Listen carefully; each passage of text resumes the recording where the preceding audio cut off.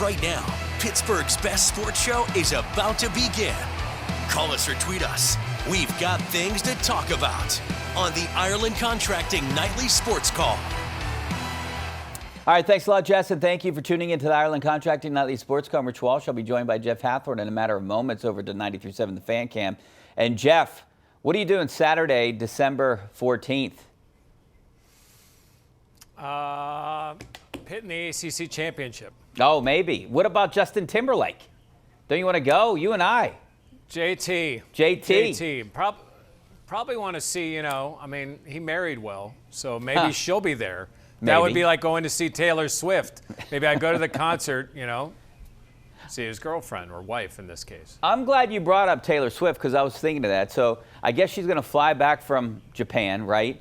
Do you think there's going to be an unexpected surprise cameo performance during the halftime show on Sunday? No, I don't. It's enough of a show just to get her up there because all the kids before they go to bed will be, oh my gosh, it's Taylor Swift. Yeah. And, the beauty when you own a really big, really private jet that you can go from the concert, be whisked to the jet, you actually cross over the date line, come back. Listen, I don't have a problem with all the attention around her, all the conspiracy theories around her. She's a girlfriend and wants to watch her boyfriend. And I think the thing that's cool about her is she's into it. She's not like one of those foofy types that just sits there because they have to, and you could tell that they're just dreading it. Like, she's into it. I think it's pretty cool. Yeah, I don't mind it. I mean, look, I know people complained about seeing her for 30 seconds here and there. It's not that much time. Every once in a while, I think it's interesting. I'm following along. I'm not a huge Taylor Swift fan, but my daughters are. I'm sure your daughter is. And so it's interesting. And look, I enjoy it. It's football. It's entertainment. Both of those two combined makes for good television and a good storyline. So, speaking of storylines, I was just thinking about this just now. Say we're here 10 years from now, right? Do you think we're going to see the Steelers in a Super Bowl have a chance to play at a Super Bowl championship within the next 10 years? Man, I would hope so. Defensively, there are some things you like. But, man, they've got a ways to go. Here's the thing. It's not even as much about the Steelers getting better as some other teams that have to fall back. Look at how many teams in the AFC are set at quarterback. That's the frightening thing for the Steelers. Obviously they can only worry about themselves, but the reality is you got to go through Lamar, through Burrow, through that Mahomes guy. Now you got to go through Herbert with a competent head coach.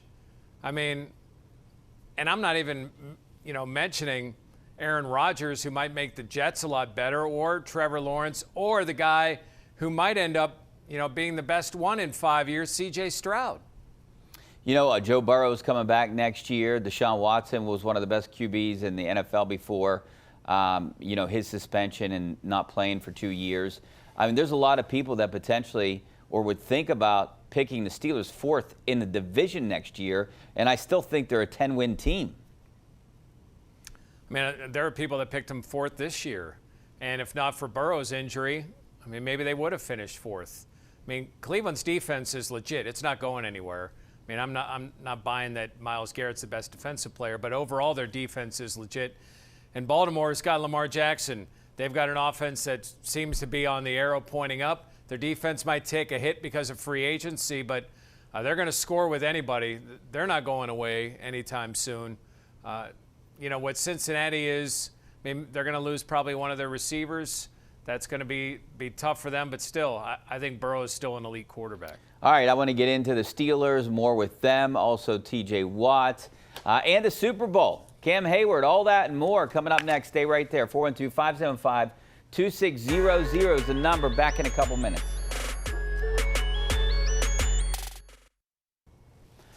All right, welcome back to the Ireland Contracting Nightly Sports Call. Rich Walsh, joined by Jeff Hathorn for tonight's show. Give us a call, 412-575-2600. Here's our GMC tweet of the night. This is from the Steelers in good company. Cam Heyward, now the fifth Steelers player to win the Walter Payton Man of the Year Award. And you can see Franco Harris, Joe Green, Lynn Swann, Jerome Bettis, and Cam Heyward. All great guys.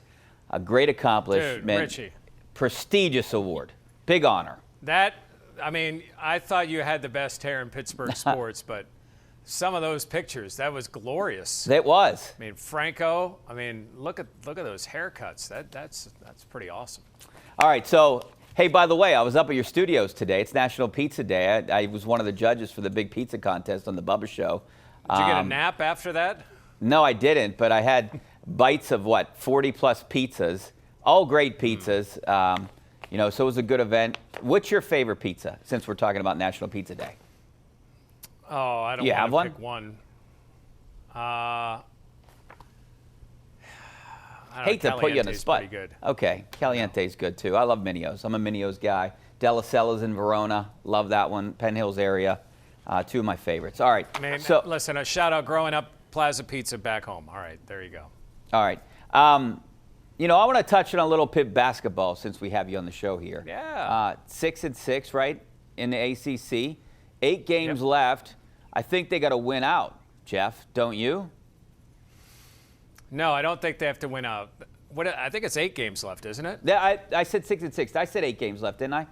Did I not say 8 games? So yeah, I think you said whatever it was. Whatever. So I think they have to win out 5, to get a chance to go to the NCAA tournament.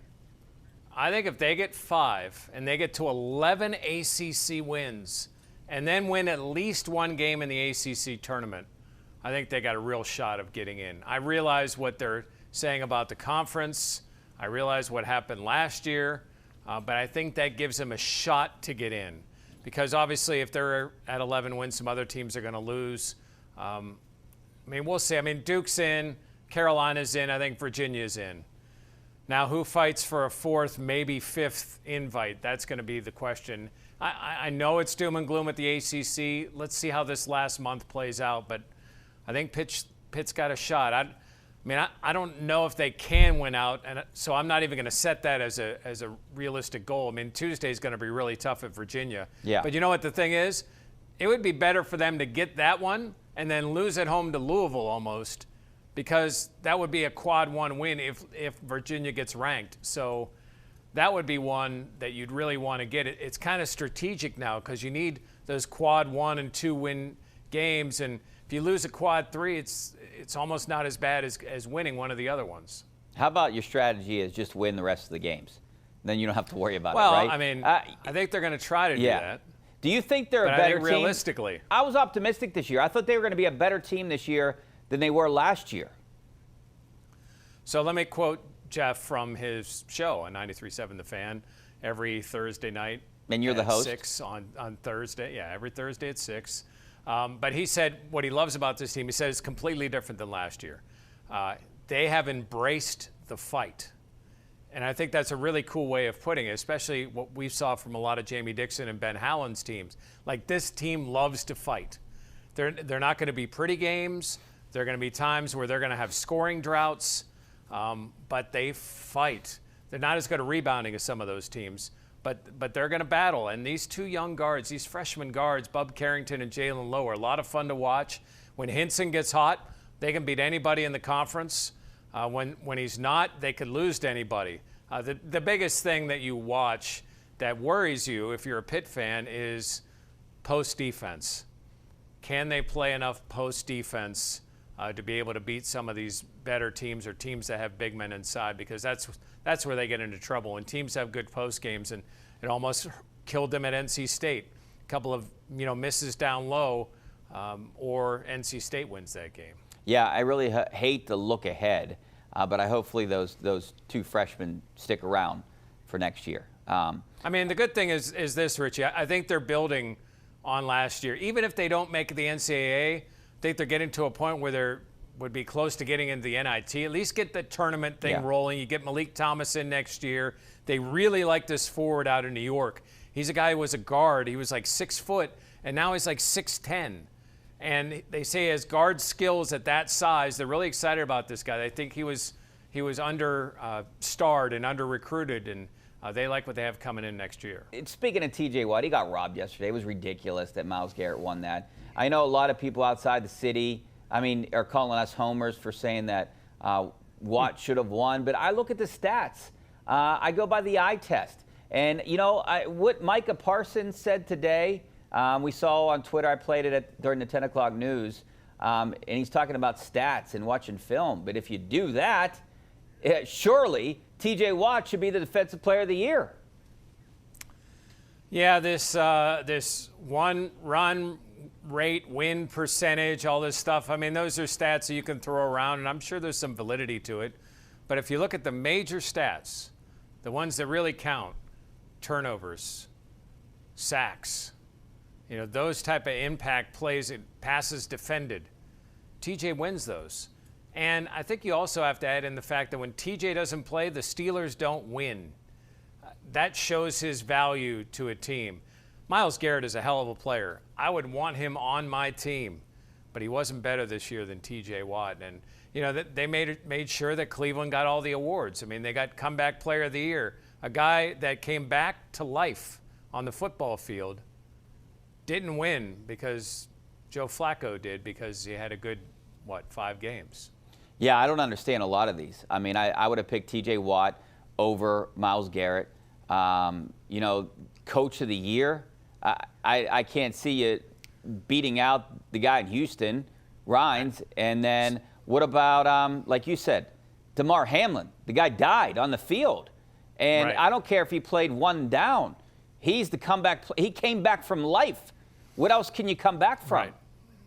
Any other time, I'm with Joe Flacco or Baker Mayfield. This one, I don't know how you could vote somewhere else. Actually, I will say this: of the three, I think Stefanski would have had my vote, because what they did with all the different quarterbacks they had, and the fact that they were able to finish in second place and get into the playoffs, I think that was pretty remarkable for him. I'll give him that.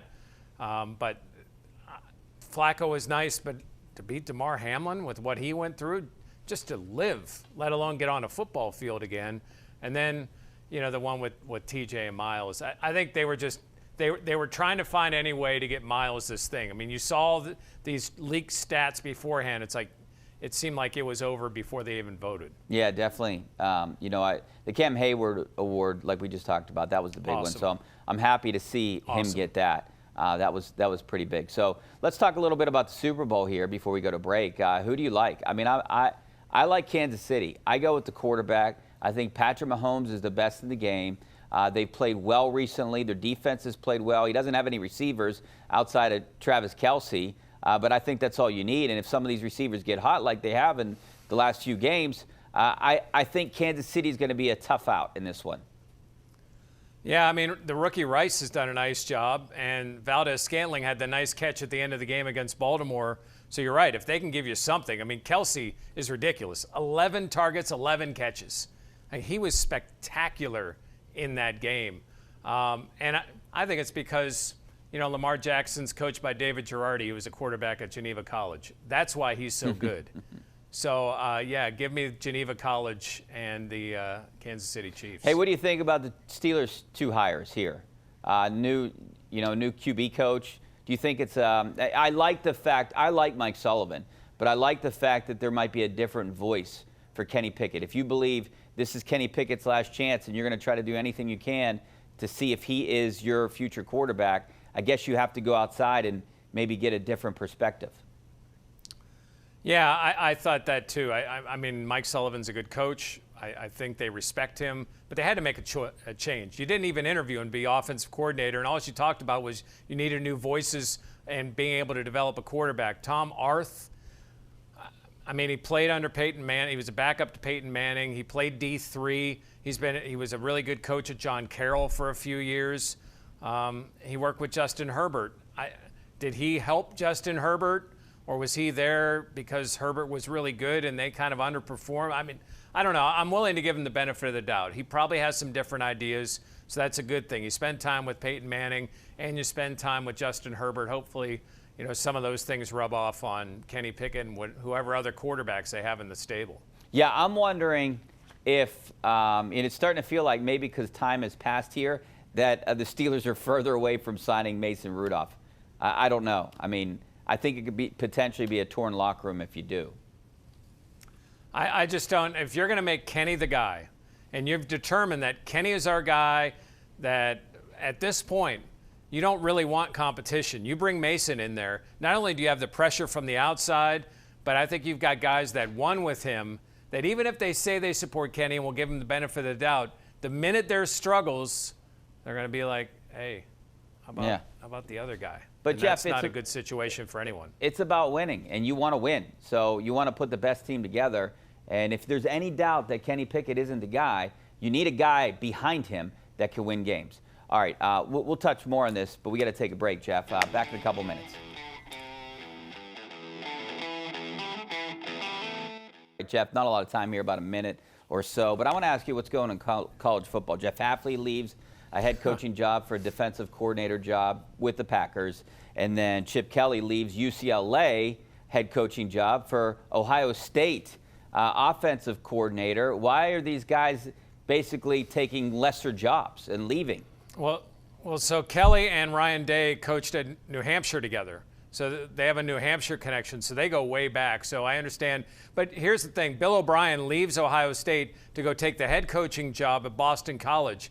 I know from a couple of people at Penn State that O'Brien left Penn State because he couldn't deal with the donors anymore. He was tired of being second-guessed by boosters. What's it going to be like in the NIL days? I mean, that was back before NIL. I don't know how a guy like that's going to handle it, but it's a shame. College football is losing a lot of good coaches because they want to coach. They don't want to deal with the kids asking for more money, 3 times a week. And Chip Kelly's taking a pay cut. He's an assistant. I just didn't get that. Why would he leave UCLA just to be an OC? Think a chance at a national championship? Probably. And again, I think their relationship is really strong, and that's the reason that he would leave. All right. Thanks a lot, Jeff. Appreciate the time. Nice seeing you on here on a Friday. Hopefully we'll see you again soon, and hopefully we see you guys over on KDK News in just a couple minutes.